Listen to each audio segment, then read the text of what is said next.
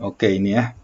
Nah, saya punya tema besarnya tuh seri Teologia of Hope ya, Teologia Harapan. Nah, kita buka dalam Roma pasal 4 ayat 18. Saya baca, setelah itu kita masuk dalam doa ya.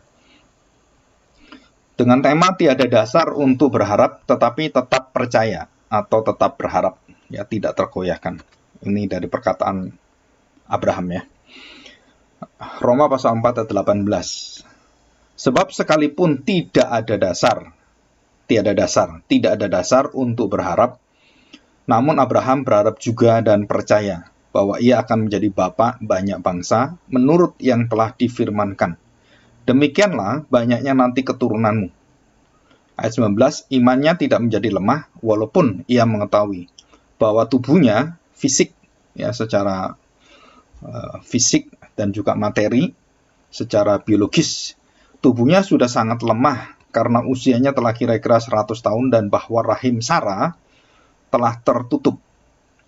20, tetapi terhadap janji Allah ia tidak bimbang. Nah ini penting ya, karena ketidakpercayaan, bukan karena tidak ada harapan, karena ketidakpercayaan. Jadi bisa orang itu lemah, putus asa atau putus harapan sambil berjalan gitu ya, tetapi tidak akan kehilangan kepercayaan atau ketidakpercayaan.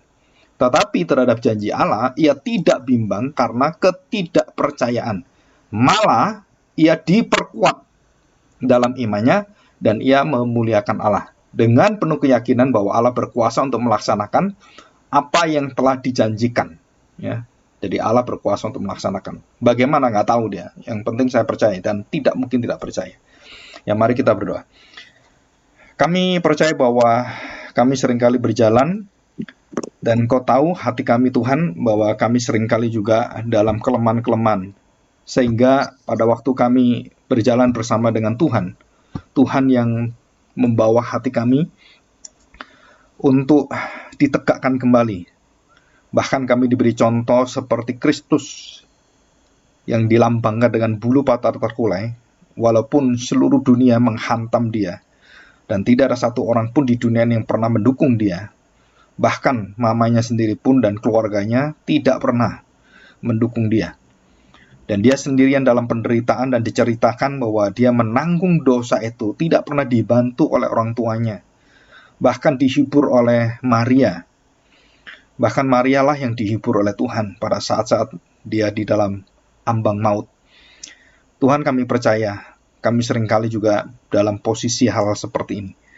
Kami banyak sekali mengalami jalan buntu, kebingungan, dan juga seringkali kami susah berharap, karena memang kondisinya tidak bisa diharapkan. Dalam kondisi mungkin karena kedagingan kami, karena egois kami, ataupun karena orang lain yang berdosa dan terus mengusik akan kehidupan kami, memusuhi kami, dan juga memberikan kepada kami satu kesulitan-kesulitan, halangan, rintangan, baik secara sosial, karena kami sebagai orang percaya kepada Tuhan, dan mereka membenci Engkau, dan akibatnya mereka membenci kami, dan menjauhi kami, dan memusuhi kami. Tapi kami percaya Tuhan bahwa kami punya harapan, karena semua di dalam Kristus, kami kembali diangkat dan dipulihkan, direstorasi, dan dimurnikan iman kami. Sehingga di dalam pengharapan itulah, segala ujian cobaan menjadi satu alat di hadapan Tuhan, untuk membentuk kami, dan untuk menyatakan, dan membangkitkan, serta menimbulkan pada kami, satu kuasa Tuhan yang sempurna, membentuk iman kami menjadi emas, dan diuji sehingga memuliakan Tuhan dengan kemuliaan dari surgawi. Terima kasih Tuhan, dan kami mau mendengarkan satu pengakuan dan pengajaran firman Tuhan tentang arti harapan ini. Di dalam nama Tuhan Yesus, kami serahkan doa kami ini. Amin. Oke, nah kita buka juga Roma pasal 8 ya. Roma pasal 8. Roma pasal 8 ayat yang 25. Roma pasal 8 ayat yang ke-25. Demikian bunyi firman Tuhan. Tetapi jika kita mengharapkan apa yang tidak kita lihat, kita menantikannya dengan tekun. Ya, kita menantinya dengan tekun. Dan kemudian ayat 26 itu menjelaskan kita didukung oleh satu roh yang lebih besar dan lebih maha kuasa dari semua roh yang jahat, yang gelap, yang menghalang kita dan yang terus akan membuat kita tidak punya harapan itu ya. Dan demikian juga Roh membantu kita dalam kelemahan kita. Dan kita tahu bahwa di hadapan Tuhan kita tuh nggak pernah kuat. Kita itu adalah manusia lemah. Dan tidak ada satu orang kuat. Ya, di hadapan Tuhan semua kita lemah. Demikian juga Roh membantu kita dalam kelemahan kita sebab kita tidak tahu bagaimana sebenarnya harus berdoa. Sebenarnya harus berdoa. Jadi bagaimana saya berdoa itu, bahkan Roh Kudus tahu kita itu nggak bisa doa, kita itu lemah. Dan yang kita doakan itu kadang-kadang bukan kehendak Tuhan.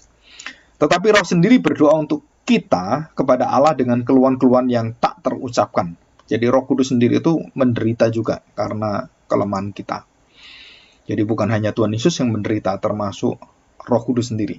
Dan kalau kita mau lebih dalam lagi, Bapa itu sangat menderita juga. Ya, karena anak itu meninggalkan dia dan harus menanggung dosa. Dan Roh Kudus itu menyertai kita, dan kita dalam kelemahan, dalam dosa kita, dan dia mengeluhkan semua itu dan keluhan-keluhan yang tak terucapkan, yang tidak bisa dijelaskan.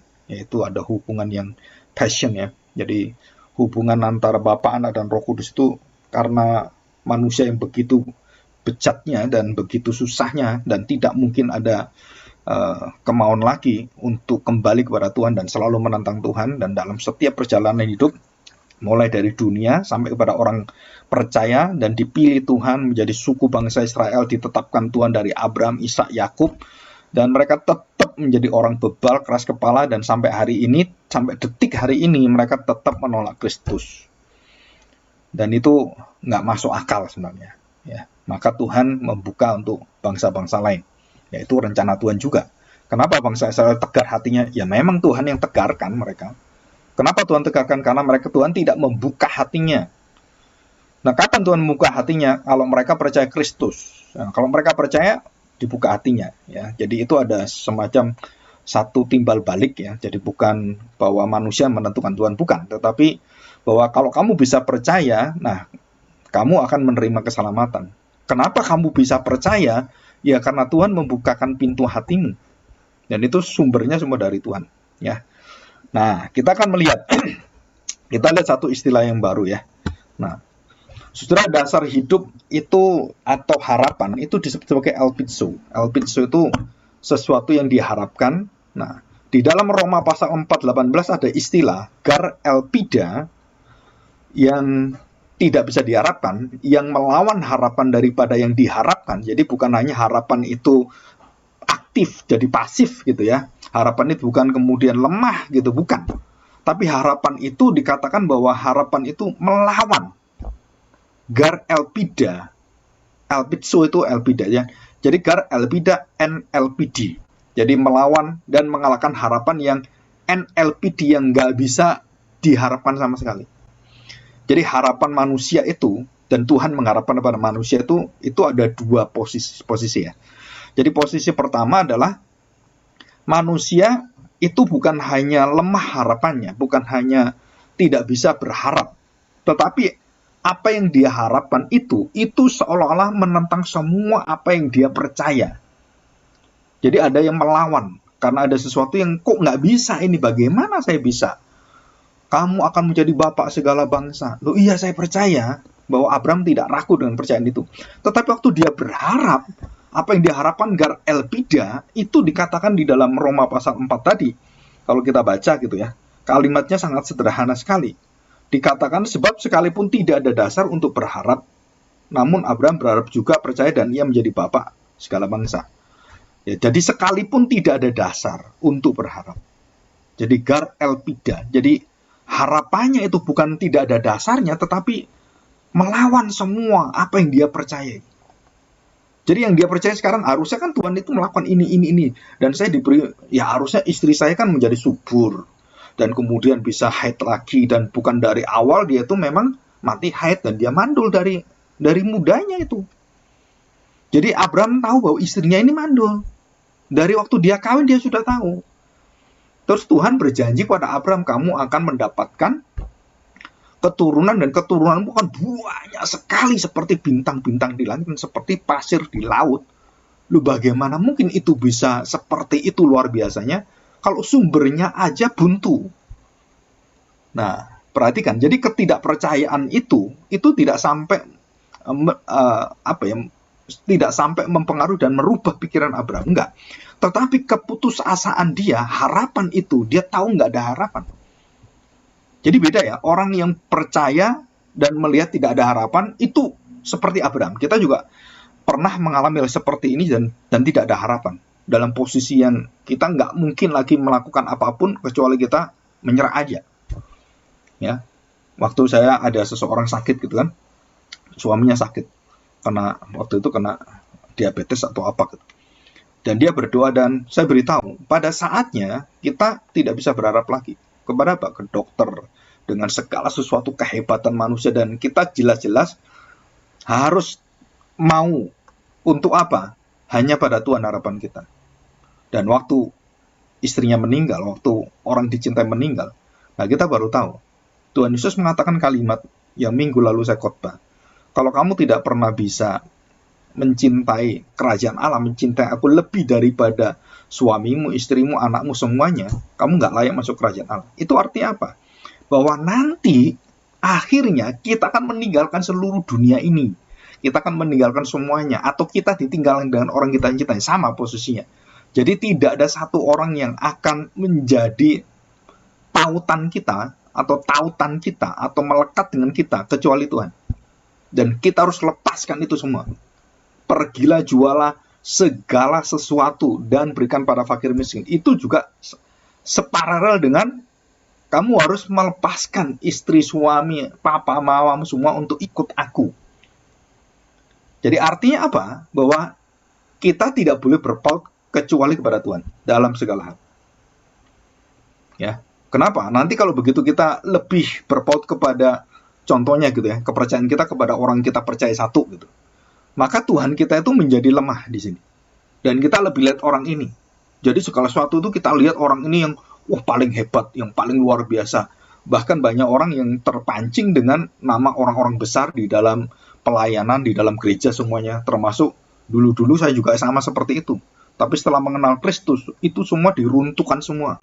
Karena kita tidak boleh memegang siapapun kecuali Kristus dalam pusat hidup kita. Bahkan kita menyenangi pun sebenarnya itu akan membutakan kita. Maka banyak orang pengikut para hamba Tuhan yang besar itu tidak akan bisa berharap pada Tuhan lagi. Mereka selalu bersenter kepada pokoknya dia benar. Apapun diajarkan benar, nggak ada salahnya. Padahal nggak ada manusia yang nggak bersalah. Hanya Tuhan Yesus. Dalam doktrin, dalam apapun sama. Hanya Tuhan Yesus yang tidak bersalah. Dan kita juga harus akui dalam banyak jalan hidup kita akan tidak bisa mengandalkan kekuatan kita, orang lain, siapapun yang paling hebat. Dan juga dalam pekerjaan, dalam hal-hal bersifat duniawi dan materi dan sangat sementara ini. Nah, dikatakan di situ. Jadi, harapan daripada Sarah, harapan daripada Abraham, itu bukan cuma lemah. Memang tidak ada harapan. Dan seluruh posisi itu gar elpida. Jadi melampaui dan melawan akan apa yang ada di dalam semua yang dia percaya harapannya. Dan itu ditaklukkan dengan apa? Dengan satu sebenarnya sedang menuju keputusasaan ini. Sampai akhirnya ada jalan-jalan yang ditempuh oleh Sarah dan Abraham yang mengawini dan menerima Hagar untuk memberikan keturunan pada keluarga ini. Jadi jalan keluarnya bukan jalan Tuhan, itu bukan jalan Tuhan. Jalannya Sarah. Dan membuat satu jalan, akhirnya keluarga ini berperang kan. Hagar dengan Sarah itu berperang terus. Hagar kurang ajar sekali, menghina majikannya gitu kan, yang sudah diberi hak itu. Dan lihat anaknya, dia sayang anaknya, dan hanya dipuja-puja. Dan akhirnya diusir oleh Sarah. Dan Abraham pun ngusir, walaupun dia masih cinta kepada Ismail gitu ya. Tapi dia diusir anak ini. Kenapa? Karena memang itu kondisi yang harus. Itu kelemahan dan kesalahan daripada Abraham dan Hagar, bukan Abraham dan Sarah, bukan kesalahan Tuhan. Tuhan selalu menjanjikan bahwa aku tidak akan memberikan jalan keluar seperti itu. Nah, itu jalanmu sendiri. Nah, di dalam kelemahan seperti itulah, apa yang dilakukan? Itu semua cara-cara Abraham itu sebenarnya dalam keputusasaan dia tuh sedang memerangi imannya sendiri. Ya, melawan, melampaui. Jadi nanti sebaliknya, karena keputusasaan itu mau memerangi dia, mau meruntuhkan dia, sehingga kepercayaan itu bisa akhirnya tidak percaya dan batal. Nah kan tidak mungkin itu. Akhirnya Abraham mempunyai iman yang bisa, bukan putus asanya dia yang mengalahkan imannya, tetapi imannya dia yang akhirnya melampaui daripada seluruh perlawanan dari hal yang tidak bisa diharapkan ini. Nggak ada dasarnya ini. Jadi janji, jaminan Allah, kasih, belas kasihan, kehendak, kerelaannya, hikmat tak terselami, dan kemuliaannya itu menjadi satu urutan. Jadi perhatikan, kalau saya mau urutkan ini seperti ini. Jadi segala sesuatu yang tidak bisa diharapkan, dan Abraham harus punya iman yang bisa mengalahkan semua yang akan mengalahkan dia. Jadi dia berpikir, kalau saya mati, dia berpikir Eliezer menggantikan saya. Wah, kalau saya sudah nggak bisa melakukan lagi, kalau sampai saya nggak punya anak, saya akan menyerahkan itu pada Sarai, supaya Sarah kawin dengan Eliezer. Eliezer punya anak dengan Sarah, jadi bukan dengan saya. Atau yaitu tadi Hagar yang diberikan kemudian punya anak dia. Jadi pengharapan Abraham itu akhirnya bukan pada apa yang ditetapkan oleh Allah, apa yang ada di dalam imannya itu, karena dia terbatas sekali. Dan dia di dalam kelemahan-kelemahan dia dalam keputusan itu. Sampai dia berpikir Ismail inilah anak perjanjian, dan sudah pasti. Maka dia menyayangi Ismail seperti anak perjanjian. Tuhan katakan tidak, itu bukan anak perjanjian. Itu anak di luar perjanjian. Itu anak yang bukan aku janjikan, karena bukan lahir dari Sarah. Dan itu penting sekali. Tetapi apa yang dipikirkan Abraham? Ya ini. Jadi Eliezer menghalangi dia, Sarah menghalangi dia, dia sendiri menghalangi dalam kelemahannya. Terus Hagar menghalangi, Ismail menghalangi, terus Ishak menghalangi dia. Dan sebelum itu apa yang menghalangi Abraham? Banyak sekali. Waktu Abraham keluar dari padang itu, gurun Haran itu, dari tempatnya asalnya Ur Kasdim itu ya, dia keluar dari Ur Kasdim, apa yang terjadi? Bahwa dia harus meninggalkan keluarganya semua, dan dia masih cinta papanya, dan papanya ikut sampai akhirnya mati, baru dia lepas dari sana. Nah, yang menghalangi siapa? Kondisi tanah airnya dia, tanah kecintaannya, dia harus tinggalkan. Tuhan minta harus ditinggal, papanya masih ikut. Dan berapa lama papanya ikut, sampai papanya mati, baru dia lepaskan itu. Jadi Abraham pun masih ada yang gandoli, yang menyeret dia, yang supaya dia nggak bisa bebas untuk melakukan kehendak Tuhan gitu. Tetapi ini semua kelemahan-kelemahan kita, dan kita lihat prosesnya luar biasa. Dan setelah itu apa? Abraham masuk ke tanah yang dijanjikan Tuhan. Dalam perjalanan menuju Kanaan, apa? Dalam perjalanan Abraham melihat seluruh kematian yang ada, ternak-ternak mati dalam kelaparan, dan begitu terjadi satu kelaparan hebat sekali. Bagaimana Abraham bisa menantang ini semuanya? Dia hanya percaya kepada Tuhan, karena dia yang memerintahkan saya. Kondisinya seperti ini, bagaimana ini nanti? Waduh, binatang-binatang saya bawa, dan semua orang-orang ini di tengah jalan bagaimana? Bagaimana kita bisa makan? Maka Abraham dalam setiap perjalanan itu yang dia tuju adalah air, sumur. Selalu dimulai dengan sumur, selalu dimulai sumur. Itu merupakan sumber kehidupan untuk dirinya, untuk ternaknya, dan untuk semua yang ikut bersama dengan dia. Semua masyarakat bersama dengan dia, orang-orangnya dia semuanya. Jadi pindah sini sumur, pindah sini sumur. Dan sumur yang didirikan Abraham ini, nanti waktu Ishak berjalan dan juga Yakub sama di sumur yang sama. Dan Ishak itu membongkar sumur-sumur itu semua yang sampai jadi perkara itu ya, dengan beberapa suku bangsa itu. Dan dia kemudian diusir sampai akhirnya ketemu dengan satu sumur yang memang sumurnya itu nggak pernah berhenti. Dan waktu dibuka, sumur yang digali oleh Abraham itu membuat lagi. Bayangkan, sumur bukan kita ambil air, sumurnya tuh waktu batu-batu diambil, keluar airnya, dan keluar jadi kayak mata air gitu kan, keluar ke airnya. Nah itu yang nggak masuk akal, padahal itu sudah puluhan tahun ditutup dengan batu-batu, waktu dibuka airnya buar semuanya. Wah, itu luar biasa sekali. Dan ini rahasia daripada bagaimana Allah menyertai Abraham, dan Tuhan tidak pernah membuntu apapun. Suku-suku bangsa merampas, membuntu sumur itu, tapi begitu dibuka dengan Ishak, keluar lagi airnya. Dan itu luar biasa sekali. Jadi seolah-olah nggak ada harapan, seolah-olah sudah dimatikan dengan orang-orang sekelilingnya, dengan kelaparan, dengan orang-orang jahat yang selalu iri dengan berkat dan kelimpahan dari Abraham itu semua. Itu nggak pernah menghalangi bagaimana Tuhan mempercayai Abraham. Ya, dan itu luar biasa sekali. Dan disinilah kita melihat, jadi iman Abraham itu yang dilawan oleh harapan yang tidak ada harapan itu, yang mau melangkai dan melampauinya, nggak bisa. Malah iman itulah yang mengalahkan seluruh keputusasaan yang ada dalam hidupnya dia. Dan tubuhnya lemah, tapi imannya tidak pernah menjadi lemah, tidak pernah akhirnya lumpuh dan runtuh, nggak pernah. Nah, di sini, ya. Terus yang menjadi rahasia begini, kalau begitu Pak, nah Abraham ini harapannya itu dalam tubuhnya nggak bisa, semua nggak bisa, hanya pada Tuhan dia berharap, betul kan? Nah, saya ingin tanya, terus kekuatan iman Abraham itu di mana? Kekuatan iman Abraham itu di mana? Saudara harus tahu, kekuatan iman Abraham ada di Injil, ada di Mesias, ada di janji anaknya yang akan datang. Bukan hanya pada Isa, dia melihat satu keturunan yang dijanjikan itu. Jadi secara fisik betul Isa ini, dan kemudian dikatakan dalam firman Tuhan dalam Ibrani pasal 11, Abraham melihat Mesias yang akan datang, penebus itu melambai-lambai. Ini luar biasa. Jadi dia melihat ada dua keturunan dia. Yang pertama dijanjikan Tuhan adalah Isa, dan kemudian dia mau bunuh Isa, nggak jadi. Dan kemudian Tuhan memberikan satu pengganti Isa, yaitu anak domba itu, dan mengacu kepada Kristus. Dan dia tahu bahwa sekalipun anak saya bunuh mati, bahwa anak keturunan saya yang nanti itu, yang Mesias itu akan membangkitkan, dan Allah bisa membangkitkan orang mati. Dan itu iman dia. Jadi iman Abraham bukan hanya kepada hal-hal yang bersifat sementara dan janji-janji yang ada hanya untuk pada dirinya, bukan. Tetapi dia melihat kepada berita sukacita Injil Kerajaan Allah. Nah, di dalam Roma pasal 4 dijelaskan di situ bahwa Abraham itu sudah percaya pada Kristus, sudah percaya pada Mesias. Walaupun belum jadi manusia, Abraham sudah beriman ke sana. Coba kita lihat di dalam Ibrani pasal yang ke-11. Ibrani pasal ke-11, yang nanti kita bahas sedikit aja, karena besok saya bahas ini. Ya, perhatikan Ibrani pasal 11 tentang Abraham.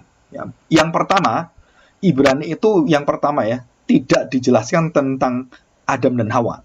Yang dijelaskan itu langsung orang benar pertama kali. Jadi bukan Adam orang pertama yang benar, bukan. Tapi Habil. Siapa orang beriman pertama kali dalam Alkitab? Bukan Adam, bukan Hawa, tetapi Habil. Ini dijelaskan dalam Ibrani pasal 11. Ya, perhatikan. Ayat 3. Karena iman kita mengerti bahwa alam semesta telah dijadikan oleh firman Allah, sehingga apa yang telah kita lihat telah terjadi, dan apa yang tidak dapat kita lihat terjadi dari apa yang tidak kita lihat. Nah, ayat 4. Karena iman Habil, bukan Adam. Karena iman Habil, orang yang benar, orang yang percaya, itu Habil. Ditulis dalam tokoh iman. Kenapa Habil the first man of faith yang ditulis dalam Alkitab? Karena dia orang benar dan memberikan dengan benar, dan dia dibunuh dengan keturunan dari ular. Dia dibunuh oleh keturunan ular, dan kemudian darahnya itu berteriak minta keadilan Tuhan. Jadi karena iman, Habil telah mempersembahkan kepada Allah korban yang lebih baik. Kenapa korban lebih baik? Karena Habil melihat janji Tuhan. Ini ada khotbah saya tentang kenapa persembahan Kain ditolak, kenapa Habil diterima. Itu karena hatinya berpaut dengan Tuhan, karena hatinya berpaut dengan Mesias, dengan janji yang diceritakan bapaknya. Jadi bukan karena banyaknya persembahannya, tetapi hatinya itu menyerahkan kepada Tuhan. Jadi dari gerakan hati, kalau Kain dari gerakan yang dia mau berikan apa. Nah, kita harus tahu, di dalam gereja itu bukan apa yang kita berikan yang menyenangkan Tuhan, tetapi apa yang hati Tuhan yang mau kita senangkan. Nah, itu beda. Ya. Perkenan Tuhan dengan perkenan manusia itu beda. Jadi kalau kita memberikan persembahan, saudara harus tahu apa yang Tuhan mau sebenarnya. Bukan uangnya, ini miliknya Tuhan. Tuhan kaya sekali, kamu kasih apa? Nggak ada gunanya bagi Tuhan. Tuhan sudah kaya, mau apa dia? Oh, yang menciptakan kamu. Terus bagaimana mengasihi Tuhan? Nah, kita memberinya dengan apa? Dengan hati yang mengerti hati Tuhan. Berkenan nggak di hadapan Tuhan? Maka orang yang berhadapan dengan Tuhan dalam persembahan itu harus melakukan bahwa hidupnya adalah orang yang miskin. Orang yang tidak punya apa-apa selain Tuhan. Maka barulah kamu beri persembahan, Tuhan berkenan. Nah, itu kunci. Ya, kuncinya. Nah, perhatikan. Ya, kita lihat. Terus kedua itu Henok, ya, yang ditulis. Terus yang ketiga, Nuh, ya, yang ditulis ya. Ayat yang ke-7. Dan kemudian yang keempat baru Abraham. Ya. Karena iman, ayat 8, Ibrani 11:8, karena iman Abraham taat Ketika dipanggil untuk berangkat ke negeri yang akan diterimanya menjadi milik pusakanya, lalu ia berangkat dengan tidak mengetahui tempat yang ia tuju. Nggak tahu kemana. Bagaimana bentuknya? Dia tahunya Tuhan yang janjikan. Di mana tanahnya dia nggak tahu. Kalau sekarang ada satelit, enak bisa tahu kan, oh tanahnya ini gitu, di mana-mana gitu. Ada orang sangat kayanya beli tanah itu naik helikopter dia, ya. Dilihat semua, mana yang paling tinggi, yang paling bagus, banyak airnya, ada sungainya. Dia lihat tempat yang tertinggi dan dia baru beli. Nah, itu orang-orang yang jago survei semua tempat, termasuk orang-orang seperti Ciputra gitu kan, Podomoro. Itu orang-orang yang waktu mendirikan perumahan itu diperhitungkan dengan sangat strategis dan sangat efektif sekali. Tempatnya benar nggak, ada airnya nggak. Maka perumahan-perumahan yang besar itu yang hebat-hebat selalu punya danau, karena ada sumber air di sana. Nah, itu air itu nomor satu. Itu menurut Alkitab itu seperti itu, sumber nomor satu. Kalau rumah nggak ada airnya, wah kamu setengah mati. Ya, itu jadi jangan cari perumahan yang nggak ada airnya. Carilah yang ada airnya, walaupun rumahmu kecil, tapi airnya bagus. Nah, itu hidupmu lebih tenang daripada yang nggak ada airnya. Tiap hari nimba, cari-cari air setengah mati gitu ya. Nah, itu. Nah, perhatikan. Jadi Abraham tidak mengetahui dan tidak tahu, tidak melihat yang mana itu iman. Yang mana? Pokoknya saya percaya pada Tuhan. Dituntun kemana? Ya, Tuhan aja yang tahu. Kita ikut aja. Sampai mati Abraham itu nggak tahu tanah Kanaan itu kemana dan dia bagaimana besarnya. Ya cuman diberitahu aja. Dia nggak pernah masuk ke tanah itu. Ya. Oke, karena iman ia diam di tanah yang dijanjikan itu seolah-olah di suatu tanah asing, dan di situ ia tinggal di kemah dengan Ishak dan Yakub yang turut menjadi ahli waris janji yang satu itu. Jadi Yakub, Ishak masih akan mewarisi janji Injil ini, Mesias ini. Jadi masih akan mewarisi janji itu semua. Jadi belum sampai kapan? Itu sampai akhir zaman nanti. Ya, 10. Sebab ia menanti-nantikan. Nah, ini tentang harapan ya. Harapan itu penantian. Menanti-nantikan kota yang mempunyai dasar, yang direncanakan dibangun oleh Allah. Bayangkan, kita baru tahu hari ini. Coba kita pikirkan. Jadi Abraham bukan hanya beriman kepada Ishak, bukan hanya beriman kepada janji Tuhan selesai, bukan. Dia sampai beriman kepada Mesias, keturunan dia, anak keturunan dia. Dan bukan hanya berhenti di sana, dia jelas sekali menanti-nantikan kota yang mempunyai dasar, yang direncanakan dan dibangun oleh Allah. Siapa yang membangun kota itu? Yaitu anaknya keturunan itu, Mesias. Apakah dia sudah melihat? Belum. Apakah sekarang Abraham sudah di sana? Belum datang kota itu. Sampai hari ini kota itu belum turun karena belum akhir zaman. Yerusalem akan turun dari surga, bukan dibangun oleh orang Israel yang tembok ratapan mau bangun bait Allah. Itu bukan. Bait Allah yang dari surga itu akan turun. Dan kita ini semua adalah bait Allah yang akan menyambut itu semua menjadi satu. Ya, di sini pengertian ini sangat jelas sekali, menanti-nantikan kota yang mempunyai dasar, yang direncanakan dan dibangun Allah sendiri. Apa itu dibangun? Yerusalem, bait Allah. Yerusalem, bait Allah dibangun oleh Mesias sendiri. Saudara, ini ajaib sekali. Jadi selama ini kita berpikir Yerusalem itu ya yang di Israel, di kota Yerusalem. Terus bait Allah yang di tengah-tengah di situ. Yang Mount Zion yang tertinggi ya di Yerusalem itu, yang di pusatnya tuh di Yerusalem ada tertinggi itu Mount Zion, bukan Yerusalem ya. Ada lebih tinggi lagi. Dan di situlah Tuhan Yesus menjelaskan semua tentang pengajaran berbahagia itu di Mount of Zion. Di padang belantara yang tinggi itu dia menjanjikan itu semuanya. Dan dia sebagai raja di puncak itu Yerusalem, dia mengajar kata-kata berbahagia. Akulah rajamu, raja damai. Dan dia mengatakan berbahagialah. Itu luar biasa sekali. Ajaib sekali. Ya. 11 ya. Karena iman ia juga dan Sarah beroleh kekuatan untuk menurunkan anak cucu. Walaupun usianya sudah lewat, karena ia menganggap dia yang memberikan janji itu setia. Nah, berpusatnya bukan pada diri. Nggak ada dia. Putus asa dia, putus harapan itu, dan bahkan mengalahkan seluruh apa yang diharapkan itu. Gar LPD itu, Gar LPD, NLPD itu sudah mau meruntuhkan dia, menenggelamkan dia. Tetapi imannya melampaui itu semua, ya, melampaui dari semua harapan yang tidak bisa diharapkan. Bukan mematikan, malah imannya itu dibangkitkan dengan kondisi-kondisi seperti ini. Itulah kekuatan harapan orang percaya. Dan dia melihat Mesias, dia melihat anak cucunya, dia melihat keturunan, yaitu Yesus sendiri, dan dia melihat apa yang dibangun oleh anaknya, kota Yerusalem, bait Allah. Dan seluruh wilayah kerajaan akan dikuasai. Bumi dan surga akan menjadi satu. Dan itu akhir zaman. Jadi bersama dengan Tuhan, orang-orang percaya mati semua sekarang di surga bersama Tuhan. Iya, betul. Tapi surga yang nanti itu belum. Jadi ada dua kondisi surga yang kita harus tahu. Kondisi surga begitu kita mati bersama dengan Tuhan. Tapi kondisi surga yang semua langit dan bumi yang lama ini diganti Tuhan, digulung oleh Tuhan, dan diciptakan langit dan bumi yang baru, dan tubuh kita diangkat menjadi tubuh yang kemuliaan yang baru bersama dengan roh kita, dan kemudian kita seutuh menjadi manusia yang sempurna, barulah kita menghakimi bangsa Israel, menghakimi dunia, menghakimi malaikat-malaikat yang jahat, setan, iblis, semuanya bersama dengan Tuhan. Barulah kota itu kemudian turun, dan kita memuji-muji Tuhan. Dan itu kondisi kapan? Nanti. Jadi surga yang puncak ini, yang dimana Allah dengan manusia menjadi satu di dalam Kristus, berkemah di dunia ini, itu akan menjadi satu. Jadi inkarnasi itu adalah eskatologi. Inkarnasi itu menunjuk pada akhir zaman, bahwa Allah akan bersama dengan manusia selama-lamanya. Bumi dan surga dengan manusia itu akan satu selama-lamanya. Dan itu dilihat oleh siapa? Abraham. Padahal Abraham nggak pernah sekolah teologi kayak kita. Saya tahu ini aja baru sekitar setelah mengambil sekolah semua belajar baru tahu saya. Abraham sudah dikasih tahu Tuhan dengan imannya. Nggak usah sekolah dia. Dan banyak orang tanpa sekolah pun dikasih iman seperti ini. Papa saya dapatkan iman seperti itu. Terus tante saya juga sama.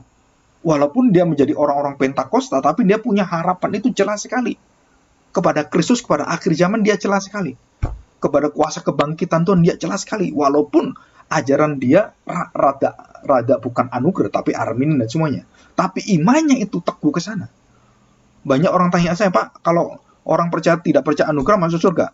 Yang nentukan bukan saya, nentukan dia percaya Yesus enggak. Walaupun dia ada kelemahan dalam teologi, Tuhan tahu semua. Abraham juga lemah dalam teologi. Abraham juga salah dalam teologi. Sarah juga salah dalam pragmatis, dalam seluruh etika kehidupannya. Tapi Tuhan tahu iman mereka tidak gugur.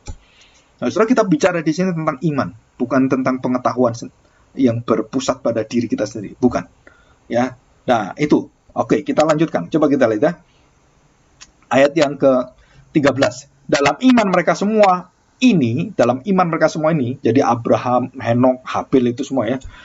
Nuh juga, dalam iman mereka semua ini telah mati sebagai orang-orang yang tidak memperoleh apa yang dijanjikan itu. Tetapi yang hanya dari jauh melihatnya dan melambe-lambe kepadanya, dan yang mengakui bahwa mereka adalah orang-orang asing dan pendatang di bumi ini. Kita adalah penduduk surgawi yang akan tinggal di bumi yang baru, langit dan bumi baru. Tapi kita adalah orang asing di bumi yang lama ini dan langit yang lama. Sudah, ini bukan rumah kita. Ini kehancuran semua. Semua yang kita lihat keindahan di seluruh apa yang ada, gunung yang indah, air yang indah, semua yang kita lihat semua, itu akan digulung oleh Tuhan. Dan surga itu jauh lebih indah dari yang kita lihat dari semua keindahan semesta alam. Saudara, kalau saudara lihat begitu indahnya pagi hari, gunung-gunung itu semuanya, wah, ciptaan Tuhan yang luar biasa. Saudara, itu semua akan digulung oleh Tuhan. Dan ini kenyataan di depan kita, saudara. Karena surga itu jauh lebih indah dari gunung-gunung yang secerah seperti itu, saudara. Lebih bagus dari lautan yang tenang. Saudara, surga lebih indah dari itu. Maka kenapa Tuhan gulung semesta alam seperti ini? Wah, itu bagus Tuhan, jangan Tuhan. Kalau bisa ini ada di surga. Enggak bisa. Kenapa? Karena surga bukan ini kemuliaannya. Ini semua sementara. Dan Tuhan hapus semuanya. Keindahan seluruh semesta alam semua dihapus. Waduh, uang saya nanti gimana? Jangan cari bank di surga. Ya, bangkrut kamu nanti. Waduh, nanti uang saya gimana? Berlian ditanam di mana? Saudara, semua kamu akan tinggal. Nah, sekali lagi, saya tadi katakan, anakmu, cucumu, papamu, mamamu, istrimu, kalau kamu tidak lepaskan itu, dan kamu tidak berbuat padaku, engkau tidak akan masuk kerajaan Allah.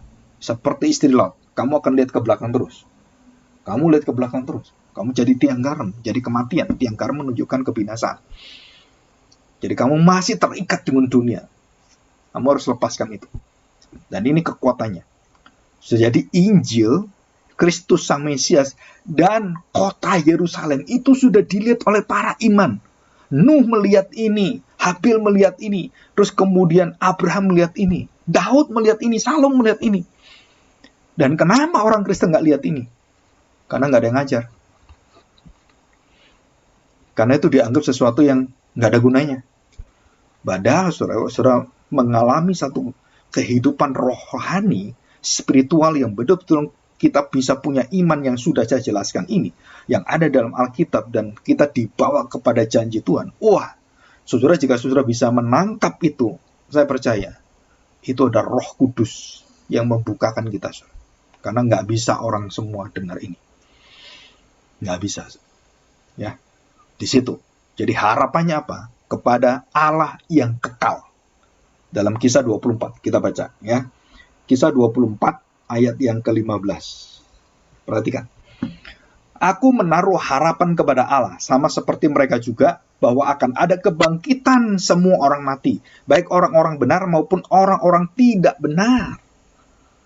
Orang-orang benar akan bersama dengan Tuhan, orang tidak benar akan diusir oleh Tuhan dan dimasukkan dan lemparkan ke dalam api lautan yang kekal itu.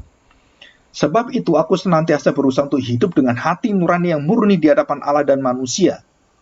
Dan setelah beberapa tahun lamanya aku datang kembali ke Yerusalem untuk membawa pemberian bagi bangsaku dan untuk mempersembahkan persembahan-persembahan. Sementara aku melakukan semuanya itu, beberapa orang Yahudi dari Asia mendapati aku dalam bait Allah sesudah aku menyelesaikan mentahirkan diriku tanpa orang banyak dan tanpa keributan.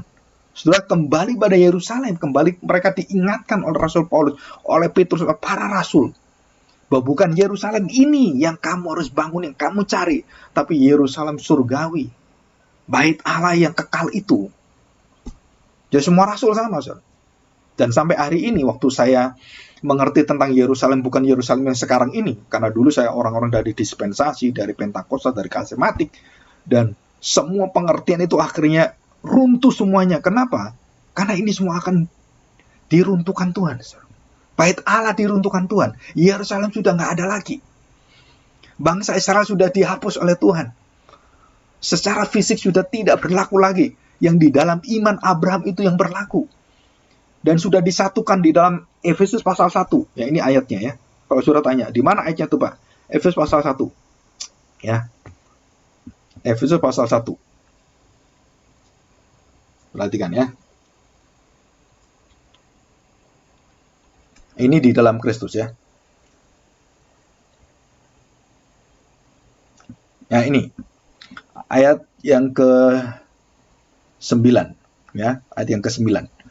Sebab ia telah menyatakan rahasia kehendaknya kepada kita, sesuai dengan rencana kerelaannya, yaitu rencana kerelaan yang dari semula telah ditetapkannya di dalam Kristus. Jadi kenapa kita menjadi gereja yang berpusat di dalam Kristus? Puritan Reform Indonesia, yang di Bandung itu kan. Kenapa? Karena ini ayatnya banyak sekali. 10. Sebagai persiapan kegenapan waktu untuk mempersatukan di dalam Kristus. Perhatikan kata, mempersatukan. Jadi tidak ada lagi dua. Oh, ini Israel, ini gereja, ini Israel, ini orang Kristen. Nggak ada itu. Semua jadi satu. Perhatikan ini. Sebagai persiapan kegenapan waktu untuk mempersatukan di dalam Kristus sebagai kepala segala sesuatu, baik yang di surga maupun yang di bumi. Perhatikan. Aku katakan di dalam Kristus, jelas sekali. Dikatakan di sini, karena di dalam dialah kami mendapat bagian yang dijanjikan, kami yang dari semula ditentukan untuk menerima bagian itu sesuai dengan maksud Allah, yang di dalam suatu bekerja menurut keputusan kehendaknya, supaya kami yang sebelumnya telah menaruh harapan kepada Kristus oleh puji-pujian bagi kemuliaannya, di dalam dia kami juga, karena kamu telah mendengar firman kebenaran, yaitu Injil keselamatanmu, di dalam dia juga kamu percaya dimeteraikan oleh Roh Kudus yang dijanjikannya. Dan Roh Kudus itu adalah jaminan bagi kita sampai kita memperoleh seluruhnya, yaitu penebusan yang menjadikan kita milik Allah untuk memuji kemuliaannya. Jelas sekali. Kaum pilihan itu sudah selesai. Sekarang dibuka menjadi seluruh kaum pilihan di dalam Kristus. Bukan lagi di dalam Abraham, di dalam keturunan Daud, bukan lagi, tapi di dalam Kristus. Yang di dalam imannya Abraham menunjuk pada Kristus, yang tadi kita pelajari. Ya. Dan dikatakan di sini, ya, ayat yang ke 20 ini ya, 22. Dan segala sesuatu telah diletakkannya di bawah kaki Kristus, dan dia Dan dia telah diberikannya kepada jemaat sebagai kepala dari segala yang ada. Jemaat yang adalah tubuhnya, yaitu kepenuhan dia yang memenuhi semua dan segala sesuatu. Dan jelas sekali sini, yang mempersatukan semuanya. Dan tidak ada lagi perbedaan. Dan semua menjadi satu. Ya, semua menjadi satu dan tidak ada lagi orang yang disebut orang Israel, keturunan sunat, ini yang tidak disunat, ini orang merdeka atau orang tidak merdeka, ini orang skit atau orang merdeka, dan semuanya. Ini Buddha atau bukan, nggak ada.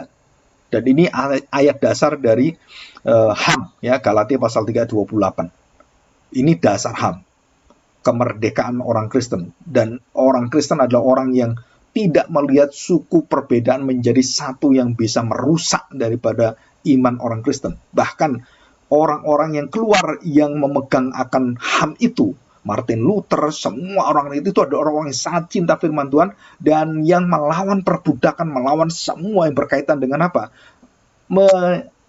Istilahnya menyepelekan, merendahkan suku-suku bangsa yang lain. Dan itu luar biasa sekali. Dan itu semua dikerjakan orang-orang percaya yang di dalam firman Tuhan, di dalam Kristus. Mereka kerjakan ini. Ya, oke. Ada satu kalimat mereka tanya kemarin waktu saya jelaskan, ada yang tanya pada saya, Pak, Bapak mengatakan tentang sauh dan juga tentang kompas dan lain-lain itu apa bukan tafsiran Bapak sendiri? Bukan. Itu ada dalam Ibrani, ya, sebagai ayat terakhir. Kita lihat Ibrani pasal 6. Ibrani pasal 6 ayat 18. Perhatikan. Supaya oleh dua kenyataan yang tidak berubah-ubah, tentang mana Allah tidak mungkin berdusta, kita yang mencari perlindungan beroleh dorongan yang kuat untuk menjangkau harapan yang terletak di depan kita. Jadi harapan itu adalah harapan kita akan capai dan harapan sudah ditetapkan dengan iman kita melihat ke depan. Yang belum tahu kita itu apa. Ya. Nah ini ayat 19, ini ayatnya. Ya, ada orang tanya ini tentang sauh, jangkar, kemudian kompas semua. Pengharapan itu adalah sauh. Tahu kan sauh kan? Yang kuat. Dan dikatakan di sini, dan aman bagi jiwa kita yang telah dilabuhkan sampai ke belakang tabir. Itu kompas kita. Dilabuhkan sampai kemana? Sauhnya itu dicabut, kemudian sudah benar kita menuju kemana? Itu sampai ke belakang tabir, ke kerajaan yang kekal. Di mana Yesus telah masuk sebagai perintis bagi kita, ketika ia menurut peraturan Melkisedek menjadi imam besar sampai selama-lamanya. Jadi saya kadang-kadang memohon maaf, kenapa? Karena banyak yang saya pakai kata-kata itu sebagian besar itu ada di Alkitab semua. Cuman karena udah baca, udah begini-begini, jadi saya nggak mesti ngasih tahu ini ayatnya apa di mana. Wah, itu terlalu rumit di otak gitu kan. Tapi semua kata-kata yang ada biasanya itu semua keluar dari Alkitab semua. Dan itu keistimewaan dari orang-orang teolog Puritan, itu kalau berkhotbah, itu hampir semua isinya itu Alkitab. Jadi semua isi Alkitab yang dirangkai dengan pikiran-pikiran yang dikuasai oleh Roh Kudus, dan waktu dijelaskan, orang itu sampai heran, ini kok bisa ini ya? Kok bisa ngomong dia ini? Ini ayatnya kan di sini, ngomong semua ini. Dan hampir semua paragraf-paragraf itu dasarnya semua Alkitab semua. Saudara kalau baca bukunya orang Puritan itu hampir seperti itu semua. Kadang-kadang saya sampai kaget sekali. Ini orang ini berarti baca Alkitab berapa ratus kali ini. Luar biasa itu. Saya pernah baca di buku The Imitation of Christ itu ya. Thomas A. Kempis itu. Ada kelemahannya, beberapa kelemahan gitu. Tapi yang dia baca semua itu ayat kitab suci. Seluruh kitab suci dia baca, terus dia narasi sendiri semua. Dan menjadi satu imitation of Christ. Wah itu sungguh-sungguh kalau bukan orang yang baca Alkitab berulang-ulang bertahun-tahun, puluhan tahun, nggak mungkin dia bisa mengarang seperti itu. Dan termasuk C.S. Lewis. Saudara tahu, termasuk Lord of the Rings. Orang-orang yang seluruh cerita itu dasarnya adalah kebenaran Alkitab, kebenaran firman Tuhan. Ya, saudara kalau bisa mengulang lagi, coba lihat Lord of the Rings pertama 1, 2, 3. C.S. Lewis gitu ya, Narnia, itu 1, 2, sampai ketiga nggak salah. Nah itu coba dilihat. Siapakah Aslan itu? Nah siapakah Peter itu? Bagaimana orang-orang yang lemah, orang-orang pengecut, itu akhirnya menjadi pemimpin dan menjadi pahlawan di sana. Itu Alkitab semua. Hans Christian Andersen juga sama, itu Alkitab semua. Pengaruh Alkitab yang kemudian dia menceritakan semua di dalam narasi itu. Termasuk orang yang mungkin banyak orang tidak tahu gitu ya. Khalil Gibran pun itu pengaruh Alkitab. Banyak orang-orang Islam senang dengan dia. Syairnya luar biasa, itu berasal dari Alkitab semua. Dan waktu tahu bahwa Khalil Gibran tokoh teolog Kristen, itu langsung bukunya habis, nggak ada sekarang. Itu saya pernah mau koleksi bukunya udah nggak ada. Yang terjemahin penerbit Islam semua. Dan itulah keindahannya. Jadi saya bersyukur kita hari ini bisa membahas tentang iman yang melampaui kekuatan, keputusasaan, tidak ada harapan, tubuh sudah tidak bisa apa-apa, kemustahilan. Biji sesawi itu bisa. Jika kamu punya iman sebesar biji sesawi, kamu bisa memindahkan gunung. Dan itu Abraham. Dan itu Daud. Dan itu Habil. Dan itu kita semua. Kita memiliki iman sebesar biji sesawi. Dan kita mampu untuk memindahkan gunung. Memindahkan seluruh masalah kita. Kenapa? Karena janji Tuhan, harapan Tuhan. Dan kita bersyukur hari ini. Ya. Mari kita berdoa, kita bersyukur. Bapa yang baik, kami sungguh bersyukur di hadapan. Jika hari ini kami belajar dari firman Tuhan yang begitu indah. Dan kami lihat Tuhan bahwa bukan hanya Abraham, bahkan umat manusia secara menyeluruh tidak ada harapan. Banyak orang yang berharap pada pengetahuan, berharap pada artificial intelligence. Bahkan bank-bank sekarang berganti menjadi bank yang terus akan mengikuti zaman ini. Tetapi dampaknya kita tahu. Banyak pengangguran dan dunia ini tidak ada harapan. Semakin pengetahuan semakin tinggi, pengangguran tidak akan menguranginya. Tidak pernah akan bisa merendahkan semuanya ini Tuhan. Dan kami percaya bahwa hanya di dalam Kristus, hanya di dalam karakter Kristus, hanya di dalam gereja Tuhan, kami melihat ada satu suasana surgawi yang kekal di sana. Dan kematian dosa sudah dilumpuhkan. Kemustahilan pengharapan dikalahkan di sana. Dan kami berjalan, walaupun tubuh kami lemah, pengetahuan kami sangat terbatas. Dan kami sering berdosa jatuh di dalam kesalahan-kesalahan seperti Abraham, seperti Sarah, dan seperti tokoh-tokoh Alkitab. Dan juga kami lebih lagi. Tetapi kami tahu Tuhan, bahwa iman kami tidak akan gugur. Karena Tuhan yang menciptakannya, Tuhan yang menganugerahkannya, dan Tuhan akan menjagainya. Dan kami percaya Tuhan akan memberikan kuasanya kepada setiap iman kami. Dan dengan kuasa Roh Kudus dan firman-Mu, kami akan berdiri terus melihat janji Tuhan, menanti-nantikan Mesias yang akan datang, kebangkitan tubuh orang mati. Dan seluruh hidup kami ini akan masuk dalam langit dan bumi yang baru. Tuhan, ini bukan satu halusinasi, bukan satu khayalan. Tapi setiap kami akan menghadapi satu persatu. Dan kami percaya Tuhan, Abraham sudah bersama dengan Engkau. Dan kami juga akan bersama-sama dengan orang-orang yang bersama dengan Engkau. Di dalam nama Tuhan Yesus, kami bersyukur karena janji-Mu. Kami serahkan hidup kami dan doa kami ini. Amin.